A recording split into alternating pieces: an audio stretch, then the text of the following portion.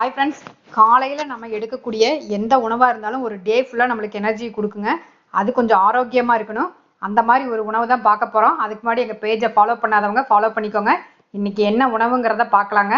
கடலை சட்னி ரொம்ப புரதச்சத்து நிறைய கிடைக்கும். கடலை சட்னியில, நிலக்கடலையில இயல்பாகவே உடலுக்கு நல்லது தரக்கூடிய இரும்பு சத்து இருக்கு, துத்தநாக சத்து இருக்கு, புரதச்சத்து நிறைய இருக்கு, செலினிய சத்தும் இருக்கு. ஸோ ஒரு கடலை சட்னியை நம்ம வாரத்துக்கு 1 நாள் 2 நாள் குழந்தைகள் இருக்கக்கூடிய சமயத்துல இந்த சட்னிகளையும் சேர்த்துக் கொள்ளலாம். கடலை சட்னி இந்த மாதிரி ஒரு கடலை சட்னியை மார்னிங் டைம் எடுத்தால் அவ்வளோ ஒரு ஹெல்த்துக்கு ரொம்ப நல்லதுங்க.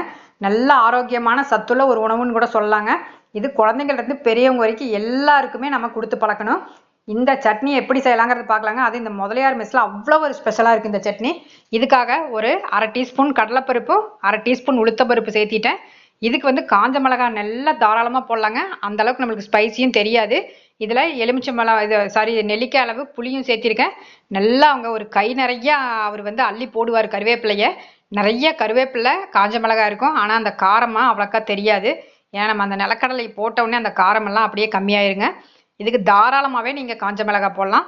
இப்போ இந்த அளவுக்கு நான் காஞ்ச மிளகாய் போட்டிருக்கிறேன். இதை நம்ம சிம்லேயே வச்சு தான் வறுக்கணுங்க.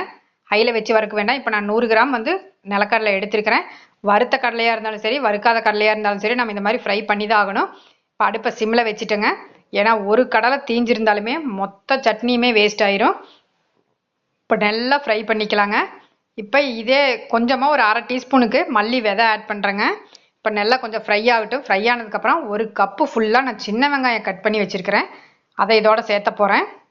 ஒரிஜினல் டேஸ்ட்டுக்கு நம்ம சின்ன வெங்காயம் எல்லாத்துலேயும் சேர்த்துறது அந்த அளவுக்கு நம்மளுக்கு டேஸ்ட் கொடுக்குங்க. பெரிய வெங்காயத்தை விட நம்ம ஒவ்வொரு பொருளையுமே நம்ம சின்ன வெங்காயம் சேர்த்துறப்ப நம்மளுக்கு டேஸ்ட் பழைய காலத்துக்கே கூட்டிகிட்டு போகும். அந்த அளவுக்கு டேஸ்ட் நல்லாயிருக்கும்.